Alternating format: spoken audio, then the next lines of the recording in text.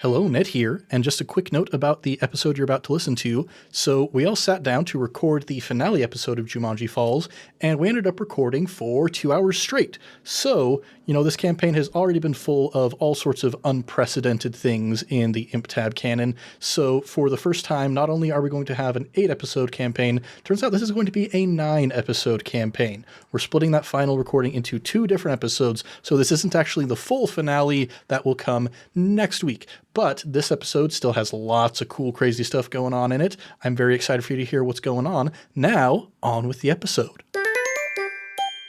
Last time on Improv Tabletop, we finally found out what was happening with Maud as she fell down the badger's hole, and after seeing 7 strange apparitions, she fell into darkness until she awoke in a bed, in a house, wearing a nightgown and with washed hair, no dirt on her face whatsoever.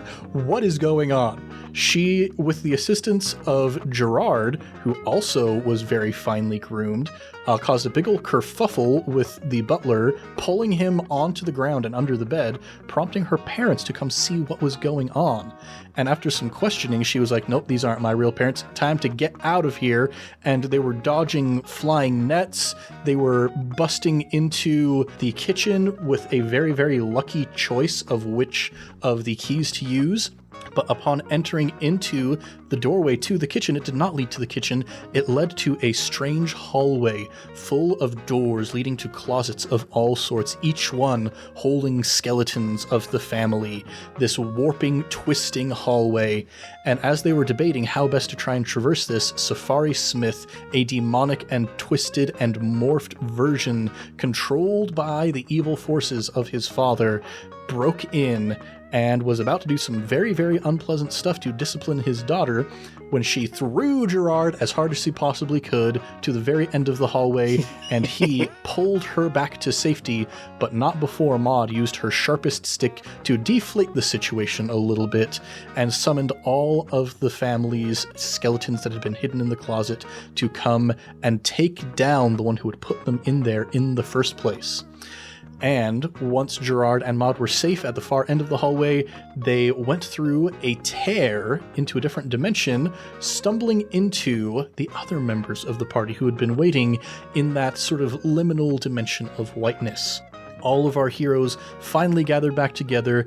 They had a touching family moment before deciding it was time to finally go and fulfill their destiny and save the world. So, what's going to happen now in this final episode? Let's find out in the world of Jumanji Falls.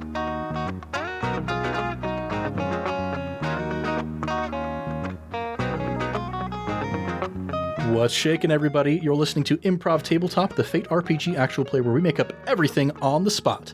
I'm Ned Wilcock, your host and GM, and today I'm joined by Caleb Anderton, ready to Jumanji some falls. Heather, ooh, can't wait. And Thomas, I got my girl. Ha, for now. That you do, and she is leading the way in some instances. She did not want to leave because she knows what it's like to be trapped down there, and she doesn't want the people who are still trapped down there to have to go through that anymore, which Dipper seems to be a big fan of. Ripper, which Ripper seems to be a big fan of. Still to this day. Oh boy, one of maybe for the rest of this one final episode of this arc, I'll be able to keep those names straight. You can do it. Maybe not. We'll just have to find out. You can do it. I can do it. You can just edit it. The magic of editing. A magic of editing. Hi, everybody. I did not misspeak Thomas's character's name at all.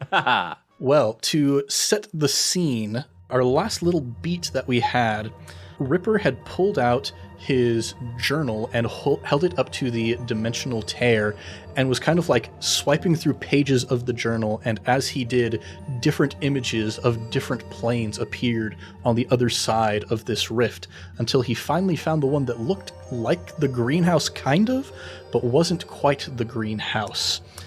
Who is going to be the first one who wants to step through this portal? I think this one. So, let's move forward, okay? Don't be absurd, boy. I'll go in first. Okay. Make sure it's safe. And I'll go in, blunderbuss ready. And as he steps through, I just put my hand on his shoulder and try to, start a train where we're just like all holding onto each other, and I motion for Esmeralda to put her hand on my shoulder as well, and Gerard, also being Gerard, I just grip Maud's shoulders. Like a backpack. Yeah. And since you definitely didn't tell Maud because her name wasn't in there, she is clueless. She turns back towards you guys, backing up slowly while pointing her stick at anything that may come towards them out of the whiteness that will try to follow them.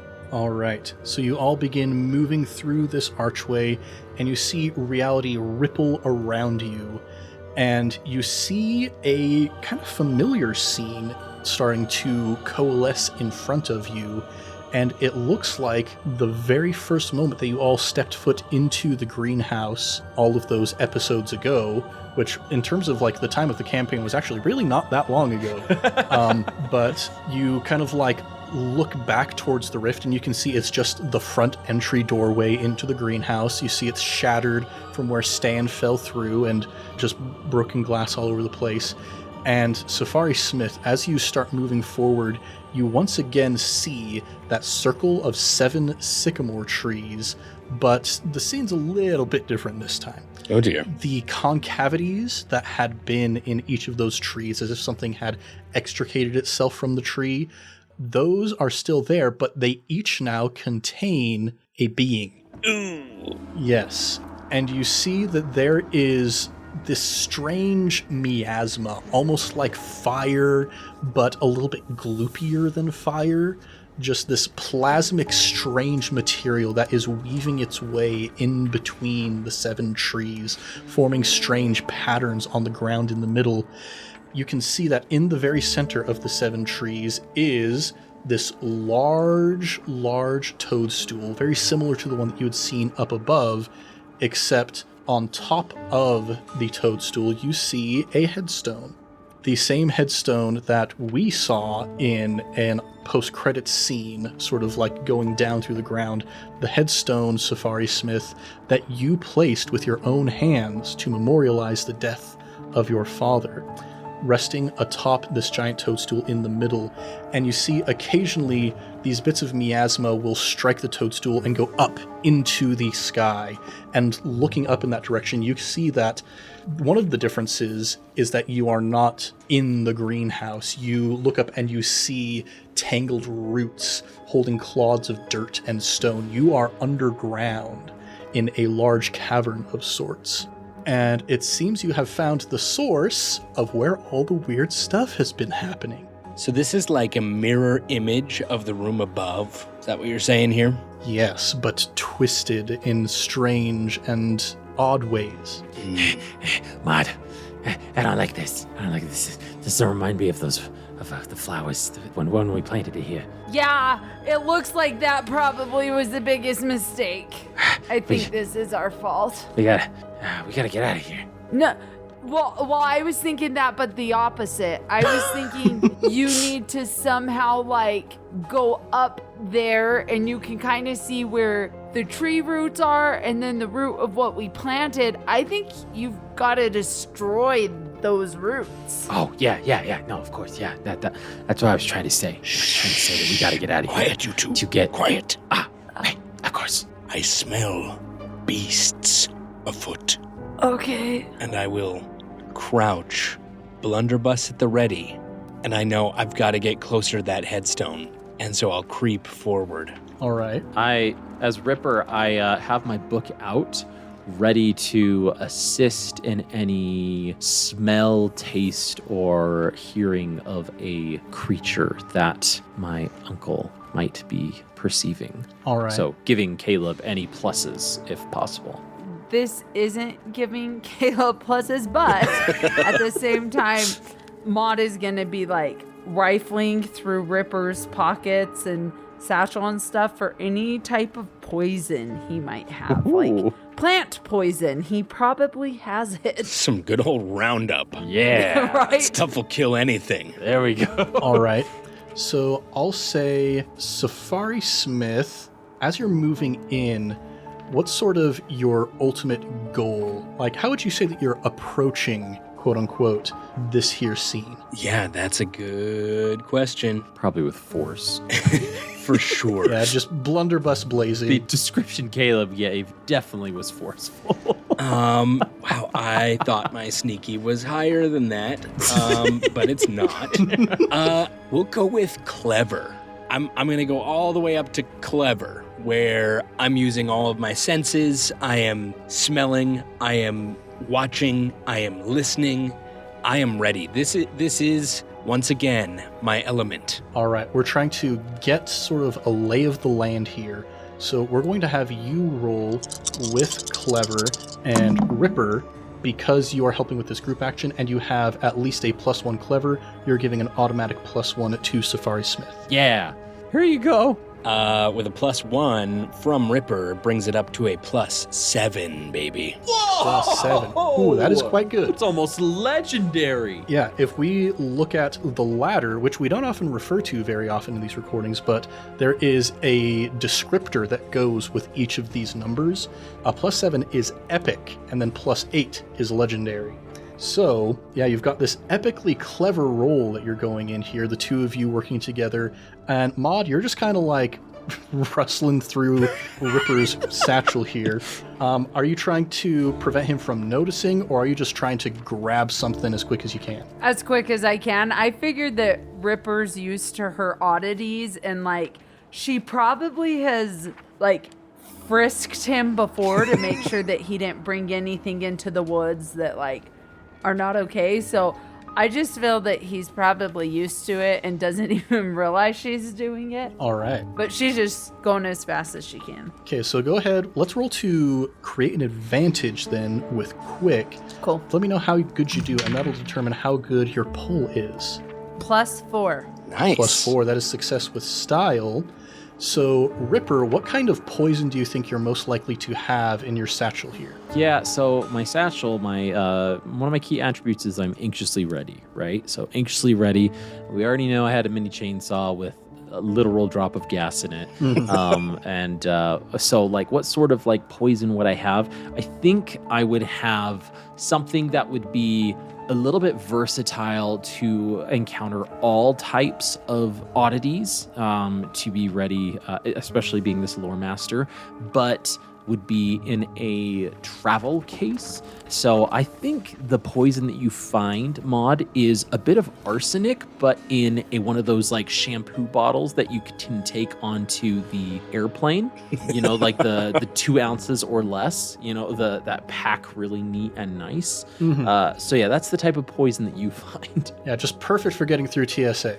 Yeah, just enough to get through TSA. It's a liquid that can get right on through, which I just realized, could you do something like that? And just I think arsenic is usually a powder. Oh, well, this is a arsenic that has been water, right? Like it's got water. It's a tincture of arsenic, as there it you were. go. There you go. Yeah, it's like you can add a little like balloon to if you spray it if you'd like. So All right. It's like an old perfume bottle. there you go. There you go. Okay, so we're going to create a new situational aspect, tincture of arsenic.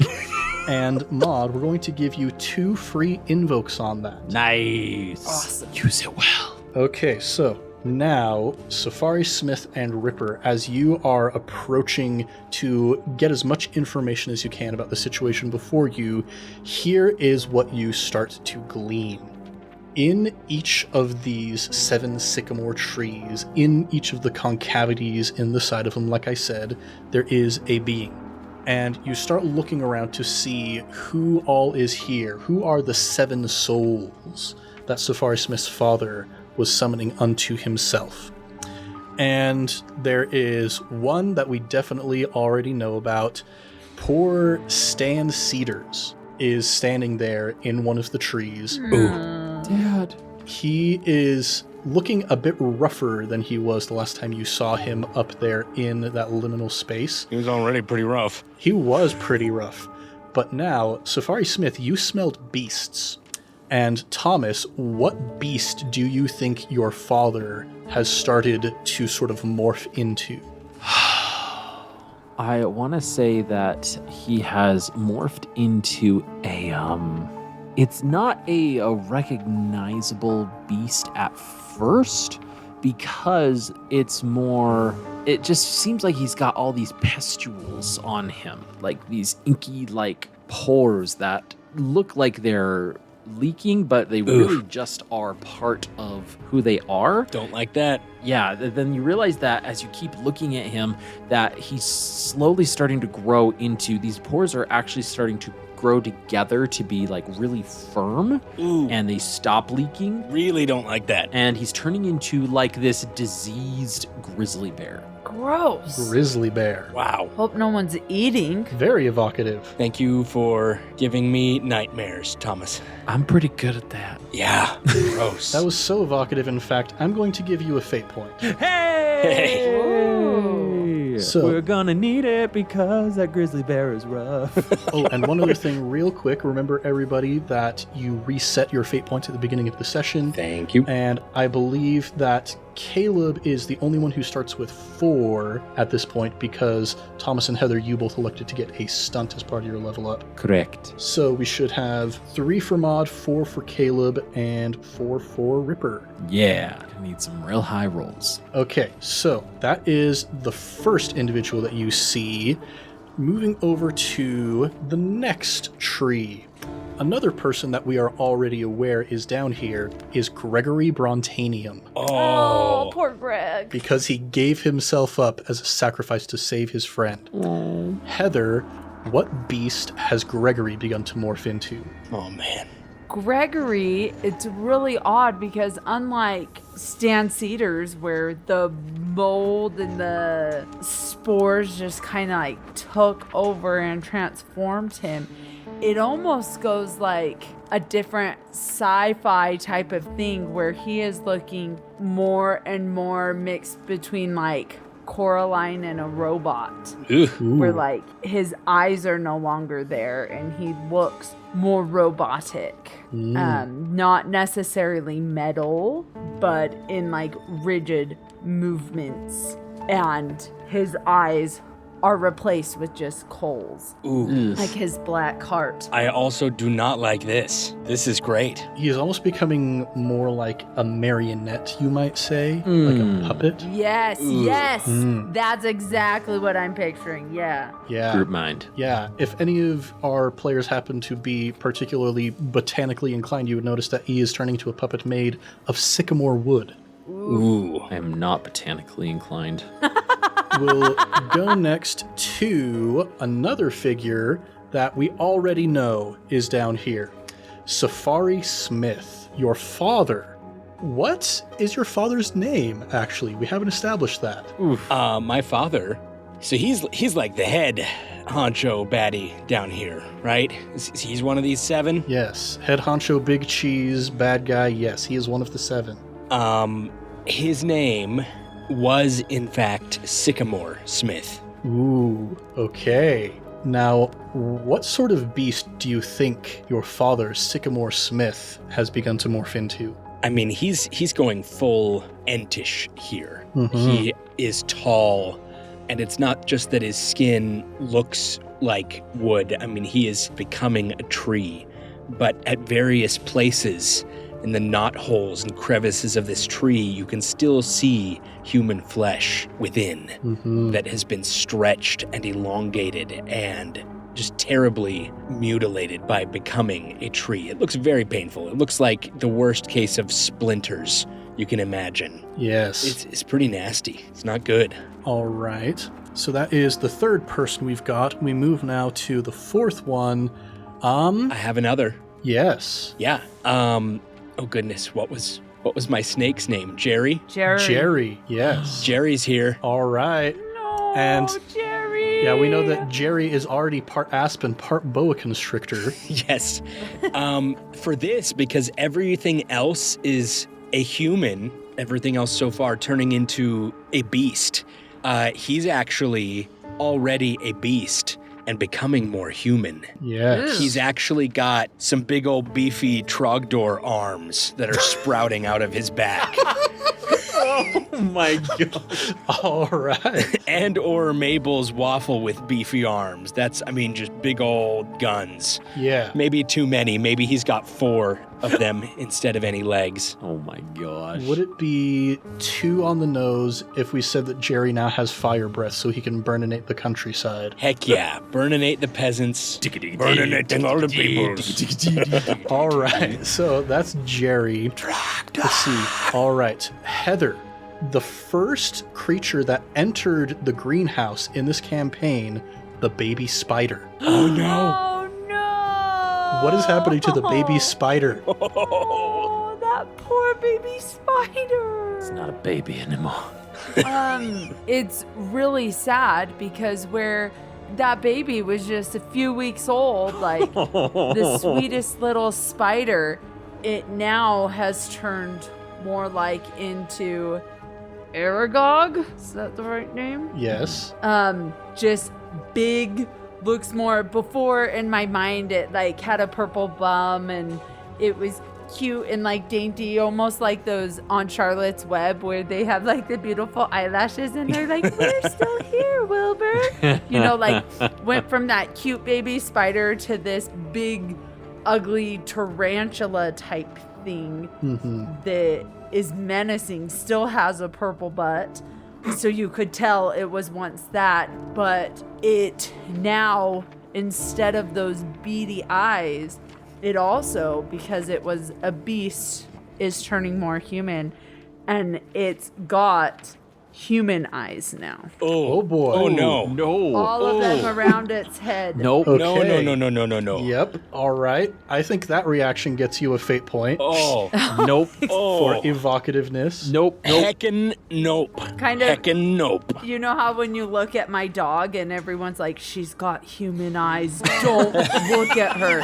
Like, that's the feeling you get. Since all listeners will know exactly what our dog looks like. We got to post a picture of Misty on the socials now. Well, no, honestly, if you go listen to Furry Christmas and look at the album artwork for Furry Christmas, there's a picture of Misty on there. Oh, yeah. That's true. You got a little homework, but you can go see what she's talking about. Let's see. Thomas, Yes. here's a fun little twist. How did Grunt end up down here? Grunt. Oh, Grunt. Grunt has been yanked here through his hatred and through his metamorphosis. That happened. He was connected with Safari Smith just so intrinsically that his connection to him is what caused his father, Safari Smith's father, to be able to grab that thread and to just slowly pull him through. And if you recall, Grunt, it was like, had almost like this inkiness slash like sludge-like material that was dripping off of him. And it's like that material was just slowly getting pulled and slurped into this dimension. And so Grunt has just kind of been coalescing into this pool of liquid until he's been starting to form and become a physical manifestation again. All right. What kind of beast is he manifesting as? He is manifesting as a wickedly turned dragon. Ooh. Oh. All right. A dragon? Yep. I'm here for it. The Better most than a spider with human eyes. most dangerous game to hunt. Not humans, dragons. Most dangerous game next to Knife Monopoly. Ah, yes.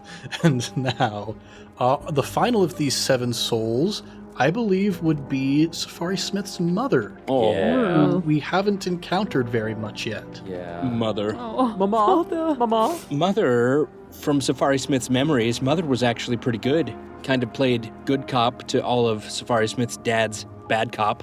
But that is obviously not the case anymore. To go along with the tree that Sycamore Smith has become, good old mom is sprouting horrendous feathers and legs have elongated into long talons.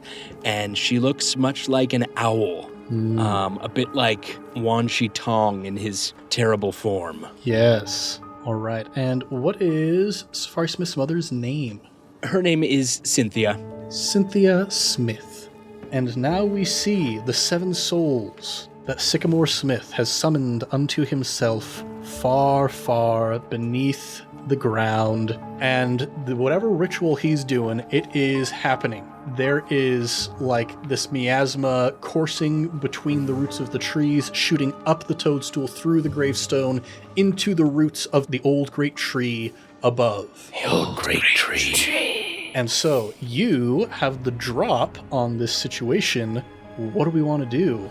I am throwing that poison to Gerard and throwing him up at the top of the roots, like slingshotting him up. All right. Boom. Going to try and poison the old great tree itself. The old great tree. Now, you are chucking Gerard as hard as you can. That sounds like a pretty forceful throw, perhaps? Yes, I'm also going to use, I found some rubber bands, like big, heavy-duty rubber bands. Like, no one would ever see them that way. They're like 1.5 foot and 3-inch thick type of rubber bands that were in Ripper's rucksack. Yeah. I'm gonna grab them and put my sharp stick in the ground on one side and put like the other side like on my leg or something, because this squirrel badger is now huge, remember? Because he's morphed himself. He's not a little squirrel like in Enchanted anymore. He's this big monster. It's beefy. I'm assuming he's like, what, up to my thigh now or something like Just that. So steroided up. I'm going to put him in that and then pull it back as hard as I can to slingshot it up. All right. Did we establish that he's purple now? Because I Yes. keep picturing him purple. Yes. Okay, good. All right. So you set up this ridiculous contraption. I mean, you've narratively described it in such a way that you could use both of your stunts on this if you want. I'm doing that. Heck yeah. Okay, so we're rolling plus forceful. We got both your stunts coming to bear. You're going to have a +6 to this roll. That would be a 9. A 9. Okay. Where's that on the ladder? That is above legendary, in fact. Suck it. There's a dragon and I'm above legendary. Yeah. Okay. So, Gerard, describe your flight as you arc through the air towards the center of the roots of the old great tree. The flight is great tree. the flight is very quick, and I feel like it's so fast. I pierce the sound barrier. It's just like you see like this mini sonic boom, which is good because the roots are actually much farther away than they appear by design. Like, it seems like in this strange dimension that as you get closer to this object, this source, it warps away from you. So getting this extra burst of speed, this legendary burst of speed into the sky is really nice. My eyelids, they kind of like are flapping with the speed just peeled back as my teeth are just like grinning. I am just holding this arsenic, and Maud, what exactly did you say to Gerard? I said to poison the roots, Poison the roots. but to start at the flower that we had planted. So what I envisioned was you can see all the roots of the old great tree, and then you can see trees. you can see the roots of the purple mushroom flower that's up on top wrapped around the roots. Yeah, so if I'm going straight for that flower and I'm just holding the tincture in front of me, and as we get close, I'm just gonna crush it and let it explode all over this flower. All right. It's like an aerosol. We're just going to use both of the free invokes on this tincture of arsenic at once. Yeah, I'm just gonna crush it to where it like explodes and poofs out to the flower. All right. That is going to bring this result from a 9 up to a 13. Wow. So Heck yeah. What's that, fate? that is, it sure is something. Holy cow. Yeah, so you go flying, you break the sound barrier. There is a crack of noise. pitch that emanates throughout this entire cave, reverberating off the walls. You can see bits of stone falling down from the ceiling towards the ground, just slamming into the soft soil beneath. And Gerard, as you pierce into the ceiling, you see, as you start to get closer, the thing that is at the center of the mass of the roots of the tree is a coffin. Oh boy. You pierce through the bottom of the coffin, and a spray of arsenic goes out in all directions. Wow. And those of you who are down on the ground can see the roots of the mushroom, that network that are spiraling around the roots of the tree, begin to wither and fade away and fall off in large, dry clumps down to the ground, thudding around you. And Gerard, what you see inside of the coffin, you see that this is what the gravestone was pointed at. All of that miasmic energy being funneled into the coffin, into the skeleton that is now face to face with you as you are inside of the coffin. And you see the skeleton is still dressed in a very fine hunting uniform, which is very, very similar to the hunting uniform that you saw on Sycamore Smith down there below. And you see that all of this miasmic energy that is being funneled into the coffin, into the skeleton, it is coursing up and down the bones, collecting at the joints, and the skeleton is moving. I think I have the wrong address. I'm looking for a flower, but I'm gonna have to start here, I guess. All right, so the 13 shifts of damage that you dealt to just the entire situation here. Now I'm going to show you guys. Okay, I've created some progress clocks that represent each of the individual threats that you have to deal with. Nice. The 6 regular souls, they all have 4 clocks. Sycamore has an 8 clock. And now I'm going to distribute this 13 damage evenly among these clocks here. Okay.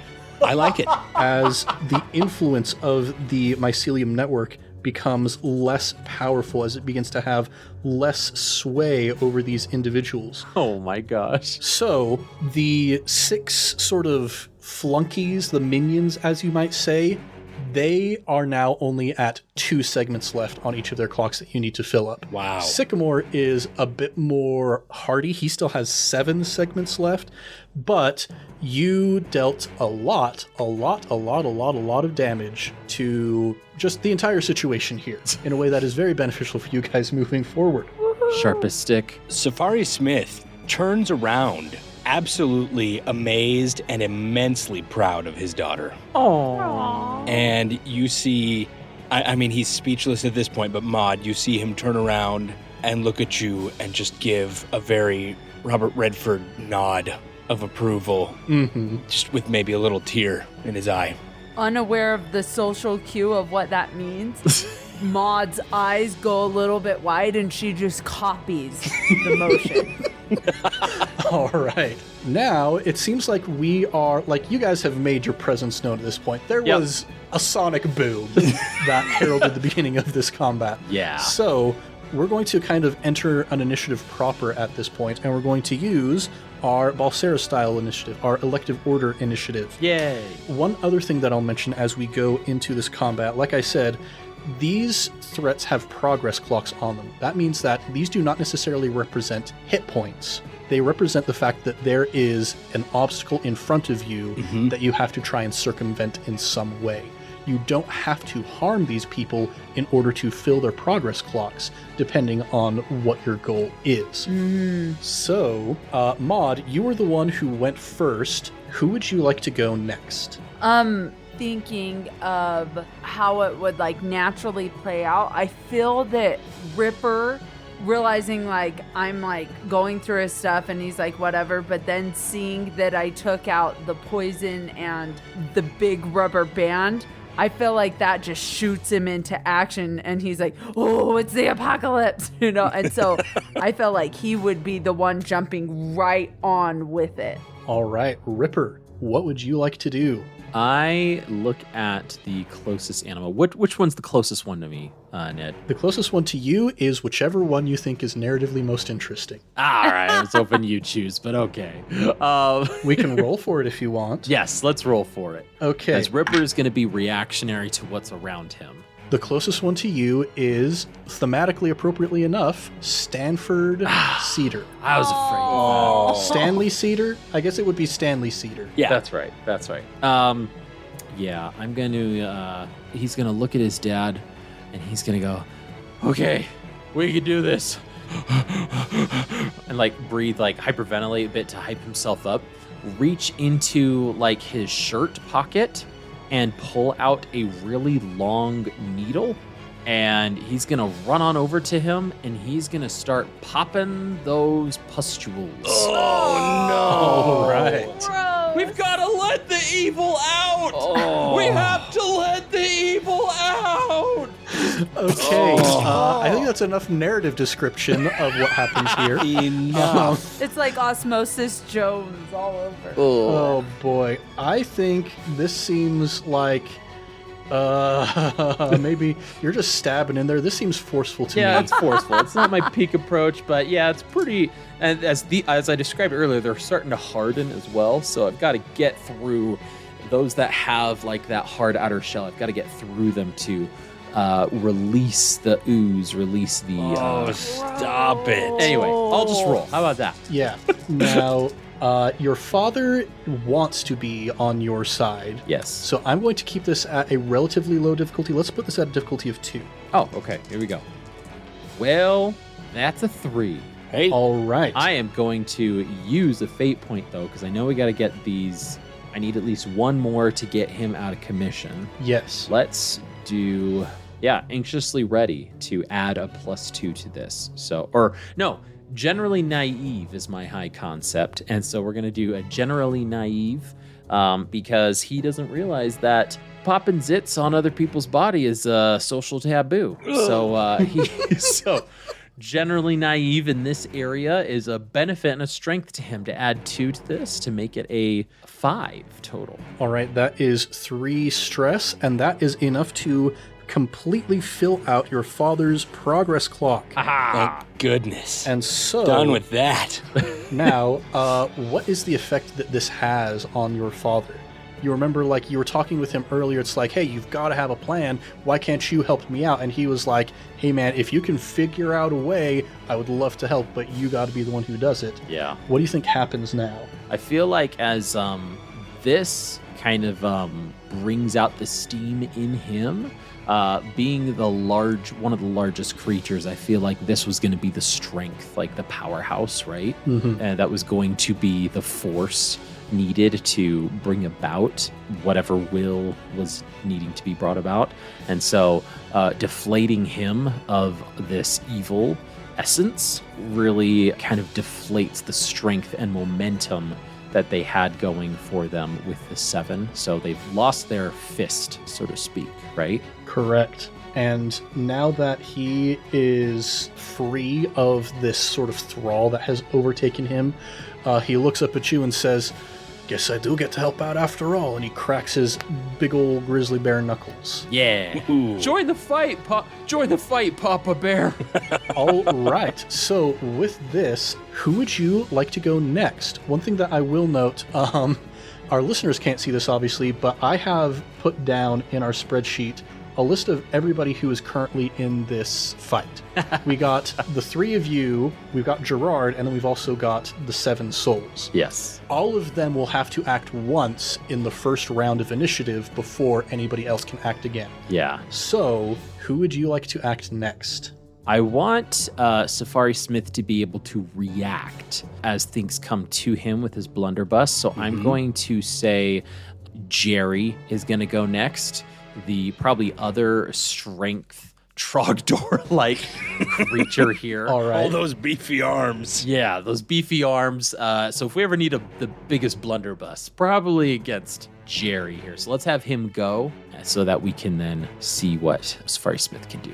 All right. Jerry, what would you like to do? Jerry comes lumbering up on all 4 of his arm legs. Oh my gosh. Comes up to Safari Smith and says, I'm gonna squeeze the life right out of you with my fists.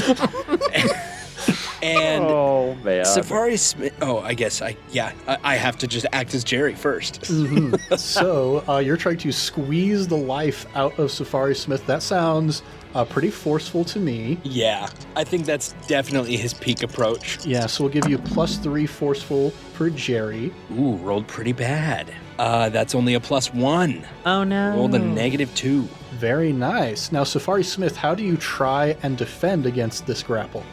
Safari Smith has come a long way, and his blunderbuss is not going to be.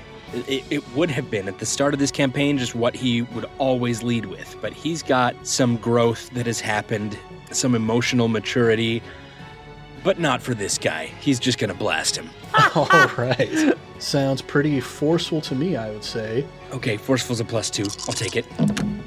All right, that's better. That's a +4. There you go. Very nice. So that, not only does Jerry not get what he wants, but Safari Smith, you get a boost. Yay! And the boost that we're going to give to you... Why did it have to be snakes? Perfect. Perfect. Except in a good way. All right, I dig that. So, you got that boost all ready to go. And now, Jerry, who do you want to go next?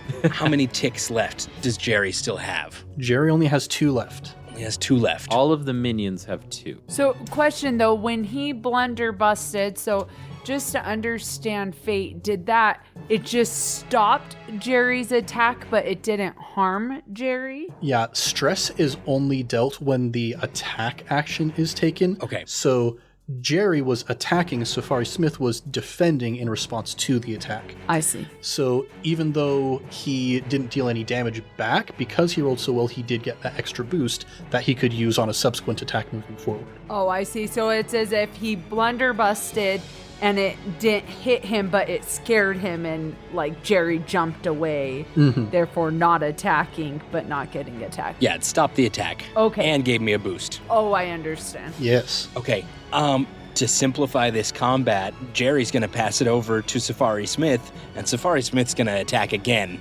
Okay. Blunderbuss him a second time. All right. Sounds forceful. All right. Not as good. Use your fate.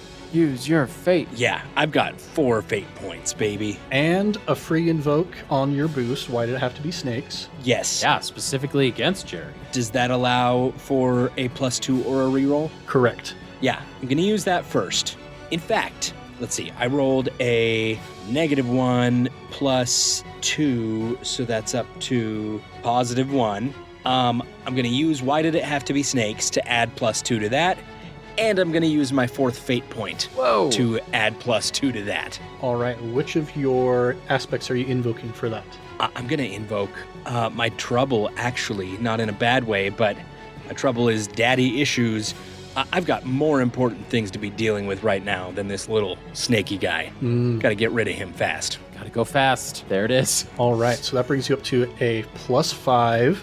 Now, how do you think Jerry is defending against this blunderbuss blast? How can Jerry defend against this blast? He's still a snake. He's still lithe and slippery. So he's just going to try to quick his way away from that. All right, that seems like maybe a +2 for Jerry. I'd say that. Just a big old Trogdor slipper snake. Oh, that's a +3. All right, so that's a +3 against a +5. That is 2 shifts of stress against Jerry. Yeah. Take it, Jerry. Which fills up Jerry's progress clock. And now, what effect does this have on Jerry now that he has been quote-unquote decommissioned? The buckshot of the blunderbuss just flies, if you were to watch it in slow motion, just flies perfectly around and, not in a terribly graphic way, rips off Jerry's beefy arms and he falls to the ground just a normal snake again. They were just like put together with like duct tape. Yeah. Yes. That seems on brand for the kind of Trogdor that Strongbad would try to whip together in his spare time. It does. Seems on brand. I don't know, maybe Ripper himself dropped the duct tape. Jerry stole the duct tape and just duct taped some big beefy arms onto himself. There it is. There it is. Okay. Big old beefy armor here. That looks good coming out of the back of his neck there. The back of the neck right there.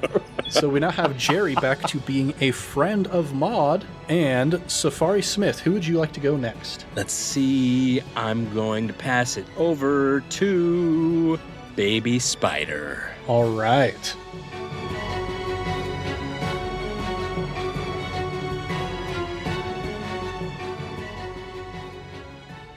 And that's going to do it for the first half of our finale. But like I said, we're going to be back next week with the actual finale of this campaign. What's going to happen with all of these crazy, sort of weird, twisted creatures that we're fighting against? You'll just have to find out. But until we get to that point, thanks everybody for listening. And I'll just do a quick run through of all the usual stuff. Hey, we've got a sister podcast, I Cast Fireball, and cool stuff is going on over there. Really enjoying how that campaign is going. What else? We've got Sticker Club patrons to shout out. Patrons that I love dearly. Patrons who mean all of the world and a half to me. Patrons like, this particular week, Elizabeth McDowell, James Walker, and Jay Forsman. Look at these three. These three people who are up above ground with seismometers trying to figure out what on earth is happening under this greenhouse. All kinds of weird readings that you guys are getting that you're going to report back to your superiors. And, you went out in the first place to try and find unusual stuff, and you found it. So you're all getting bonuses from the big boss man. And the bonus in particular that you're getting is $5 million each. Yeah. You got a good boss. Now, what else we got going on? Oh, if you want to join the Sticker Club, so you also can get a $5 million bonus, fictionally, a fictional $5 million bonus, consider joining our Patreon at patreon.com/Improv Tabletop, where you can also get things like Discord access, buy no sticker packs, and more, such as our current ongoing patron-exclusive campaign, Serpent Sea, Sagas, cool stuff happening over there.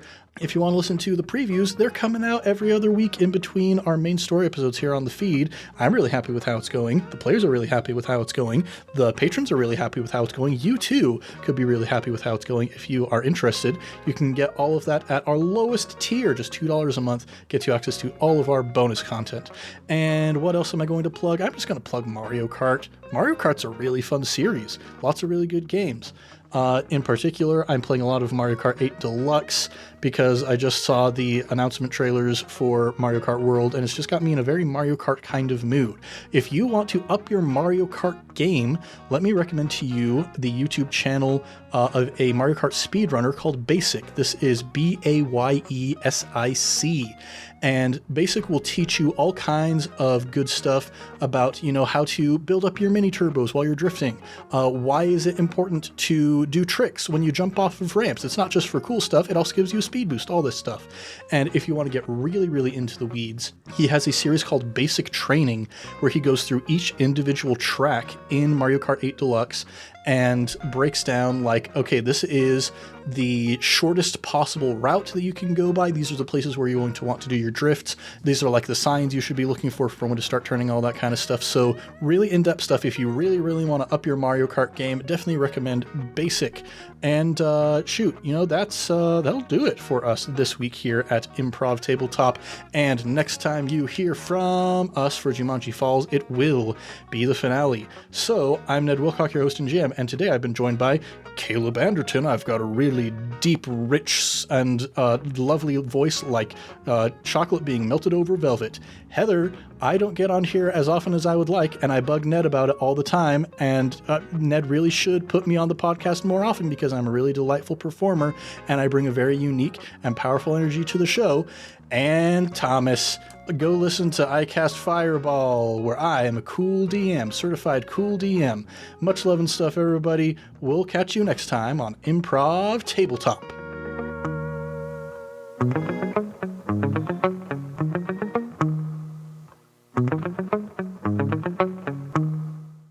You said Sycamore? Yeah. Was his last name Smith or Cedars? That's a great question. Because we've got Stan Cedars. Mm-hmm. It was Smith. Stan, when he got married at one point, decided to take his wife's name to get further distance himself from the family. That's what happened. Yeah, he had a lot of gambling debt under his old name and Yeah. just needed to get away from all that. Yep.